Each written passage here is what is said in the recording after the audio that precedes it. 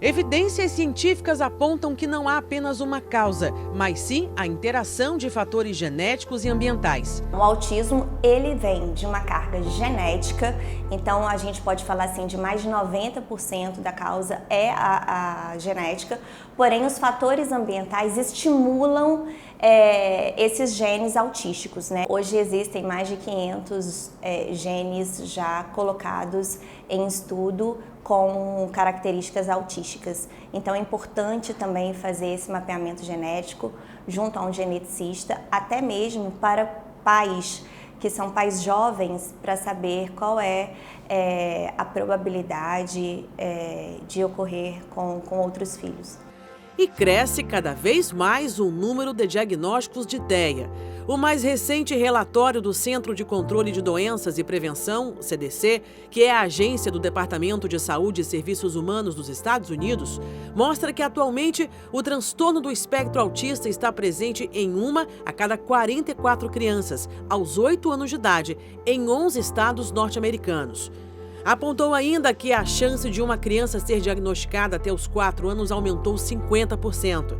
O Brasil usa os estudos do CDC como base, por não ter pesquisas concretas sobre a prevalência no país.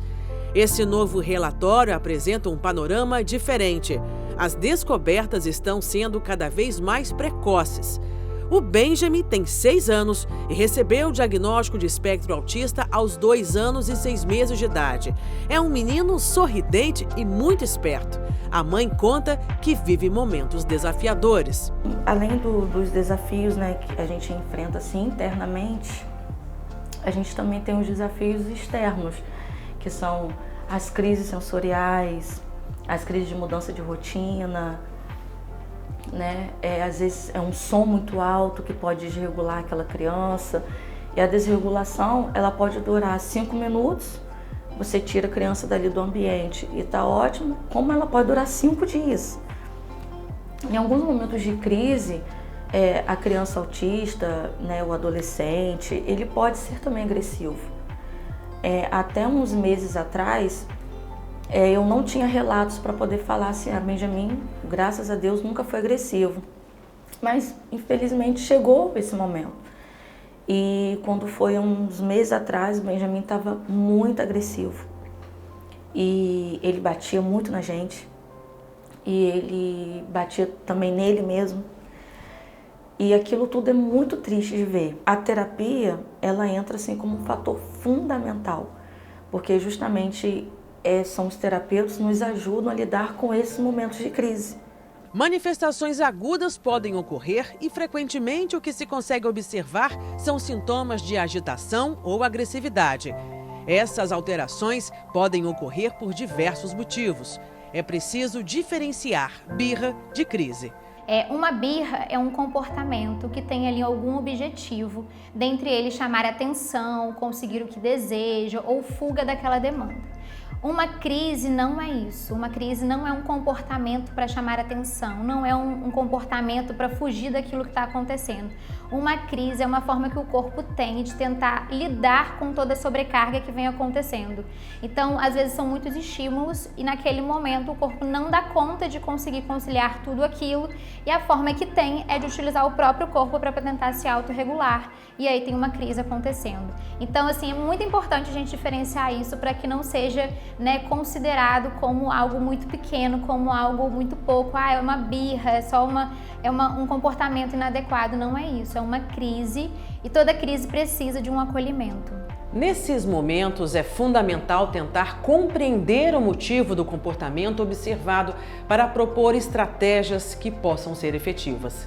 Eu costumo falar para os pais que no primeiro momento a gente precisa ver se essa criança está em perigo.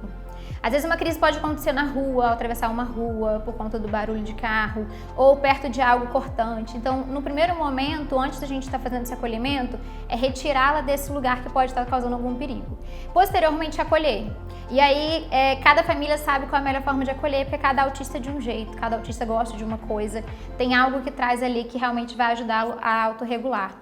Então, na maioria das vezes, eles gostam do silêncio, gostam de um lugar mais acolhedor, se sentir mais ali naquela parte como se fosse um embrião todo realmente abaixado, né?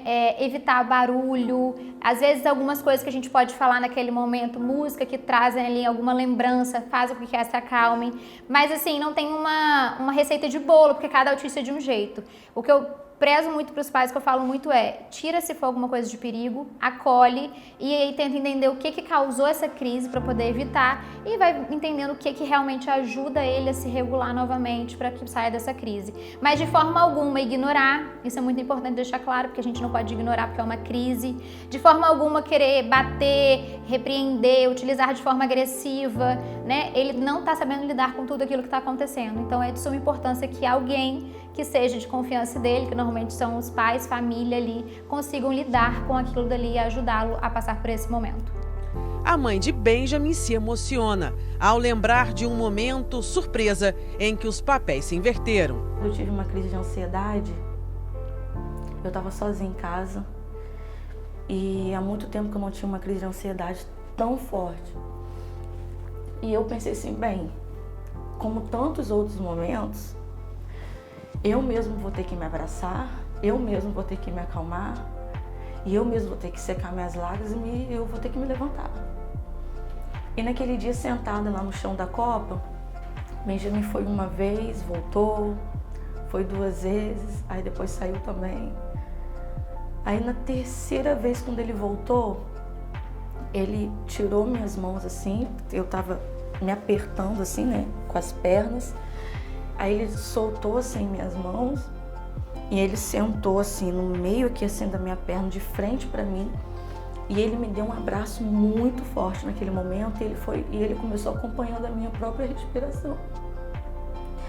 E naquele momento que não tinha mais ninguém perto, foi o meu filho que me acalmou. Foi o meu filho que trouxe de novo os meus pés para o chão. E depois de um tempo eu lembrei que, na verdade, o meu filho ele reproduziu o que eu faço com ele quando ele está em crise. O TEA não é uma doença, por isso que a gente não fala em cura. E aí a gente fala em tratamento por ser um transtorno do neurodesenvolvimento. Então, quanto mais acesso à terapia precoce essa criança tiver, mais um melhor prognóstico a gente vai conseguir com esse paciente. Nenhuma criança com transtorno do espectro autista pode ser discriminada em função de suas dificuldades ou impedida de frequentar qualquer lugar público. Às vezes a ida a um shopping, aí você tem que explicar, olha, ele vai, mas a gente só vai poder ficar 1 horinha, tá bom? A gente não pode passar disso. Ou então, deixa Benjamin correr à vontade, deixa ele ficar na piscina à vontade, não tem como, ele não tem noção de perigo. No caso do meu filho, ele não pode comer determinados alimentos, como chocolate, coisa com muito açúcar. Isso vira um combustível de adrenalina para ele, assim, entendeu? Então a gente tem algumas atitudes que são mal compreendidas pelas pessoas. As pessoas olham às vezes pra gente como pais, que não deixa a criança viver, que não deixa a criança fazer isso, mas pelo contrário. É por a gente querer que ele tenha uma qualidade de vida boa, é que às vezes a gente precisa evitar certas coisas.